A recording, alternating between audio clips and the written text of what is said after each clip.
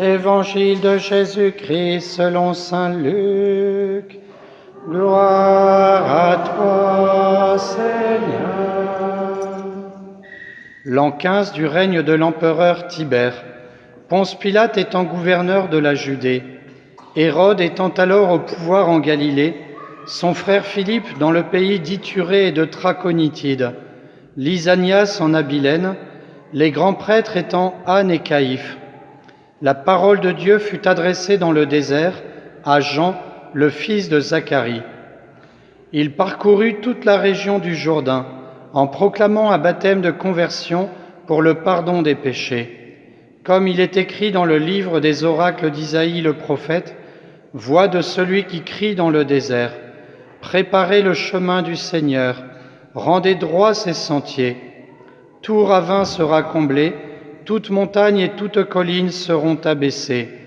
Les passages tortueux deviendront droits, les chemins rocailleux seront aplanis, et tout être vivant verra le salut de Dieu. » Acclamons la parole de Dieu. Seigneur Jésus. Au nom du Père et du Fils et du Saint-Esprit. Amen.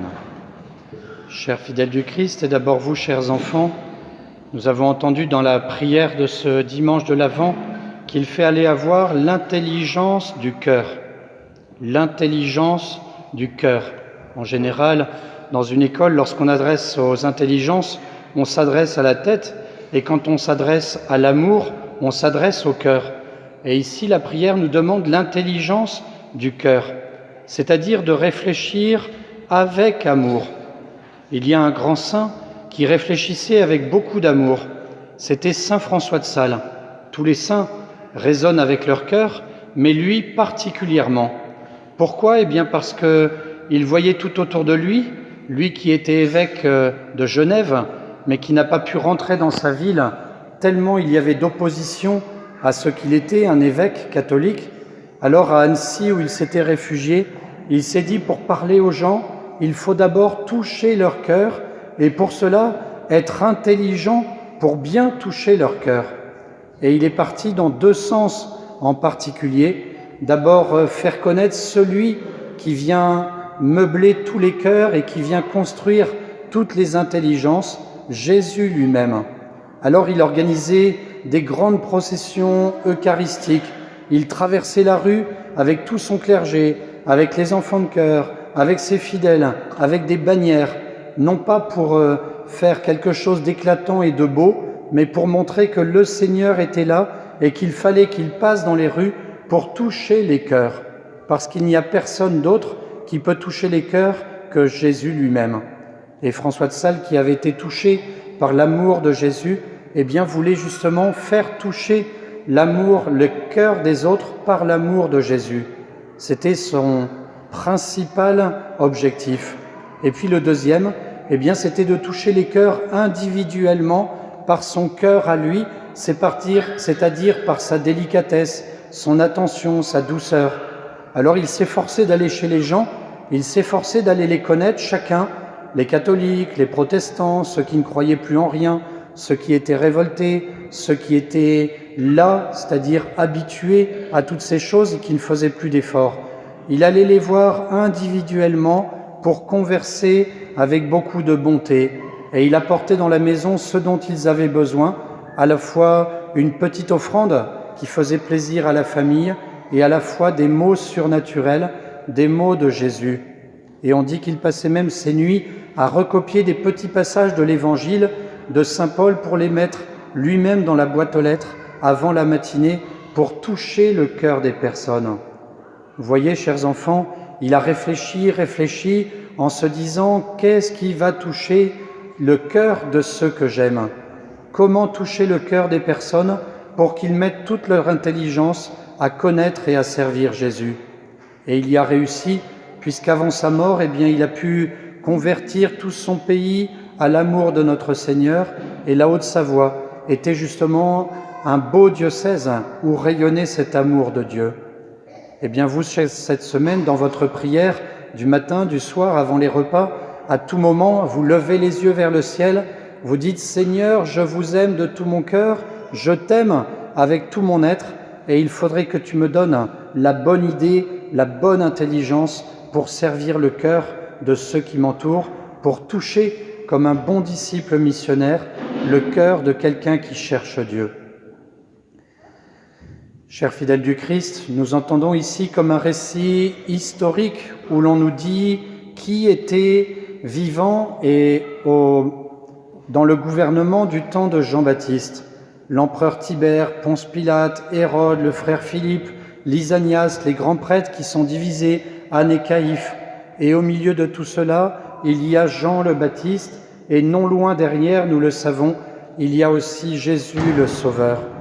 Mais Jésus demande à Jean-Baptiste d'être ce prophète par excellence, celui qui va annoncer au monde sa venue et même qui va le désigner. Et cet évangile va vraiment avec le sens de l'Avent, bien sûr, l'Église l'a choisi en ce sens, mais aussi avec notre démarche missionnaire qui est aussi une démarche de l'Avent. Pourquoi ? Eh bien parce que le désert, ce n'est pas simplement ce lieu sans aucun habitant dans lequel Jean-Baptiste est parti comme en retraite pour obéir au Seigneur, pour chercher à faire vivre en lui la profondeur de Dieu, c'est-à-dire à être missionnaire d'abord pour lui-même. Comment notre Seigneur est un frère pour moi? Quelle parole a-t-il à me dire pour me former et me transformer? Quel est le sens du service qu'il me donne dans ma vie quotidienne? En quoi va-t-il m'aider? Toutes ces paroles que nous pouvons entendre et pour lesquelles il nous faut du temps pour digérer, intégrer et ensuite pour l'incarner comme en nous.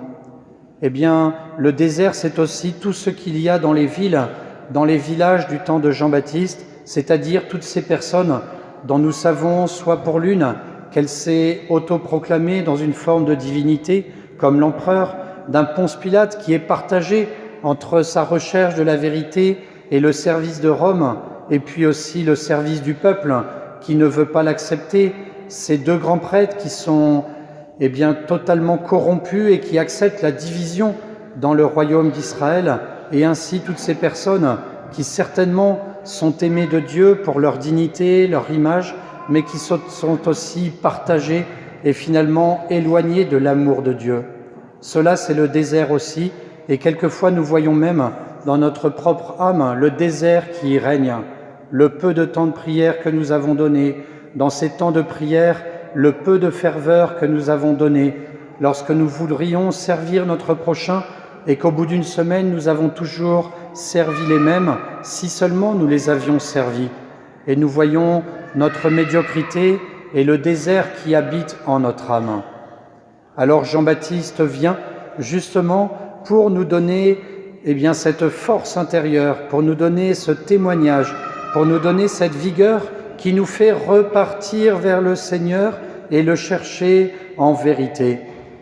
En nous adressant à ces prophètes, nous leur demandons de toucher notre cœur et de nous laisser transformer par la parole de Jésus, comme je le disais la dernière fois, dimanche dernier, sans jamais se lasser, en réveillant sans cesse notre ardeur, pour qu'ainsi nous puissions vraiment être proches de l'amour de Dieu, qui est la perfection même, d'un Dieu qui ne se lasse pas de nous aimer, d'un Dieu qui ne se lasse pas de nous pardonner, d'un Dieu qui ne se lasse pas de chercher la proximité avec nous, et la parole intelligente qui va toucher notre cœur, et le geste de cœur intelligent qui va toucher notre réflexion, notre recherche de la vérité. Alors ce désert, ces sentiers droits, nous devons les chercher et petit à petit les rectifier, mais ne jamais les chercher seuls. Nous avons, bien sûr, dans notre prière personnelle, dans notre recherche en conscience, à trouver ce Dieu qui nous aime personnellement, mais en le cherchant en communauté, par la messe dominicale, par les différents groupes qui existent sur une paroisse ou dans des œuvres d'église, de chercher ensemble cette parole de Dieu. Et plutôt que de critiquer notre prochain, que de rechercher des solutions extérieures, de se dire ensemble que pouvons-nous faire pour annoncer notre Seigneur de façon nouvelle? Quelle est la réflexion nouvelle que nous devons avoir pour changer notre cœur? Quel est cet effort d'amour que nous devons faire en plus pour changer notre intelligence? Et alors nous respecterons petit à petit, pas à pas, avec la grâce de Dieu, eh bien cette demande de l'oraison d'aujourd'hui, de la prière de ce deuxième dimanche de l'Avent. Donne-moi, Seigneur, l'intelligence du cœur. Laissons le Seigneur agir dans notre âme, dans les épreuves, dans les difficultés, dans les joies. Laissons-nous corriger, laissons-nous émerveiller pour que Dieu prenne toute sa place et que nous ayons aussi toute notre place dans le cœur de Dieu. Au nom du Père et du Fils et du Saint-Esprit. Amen.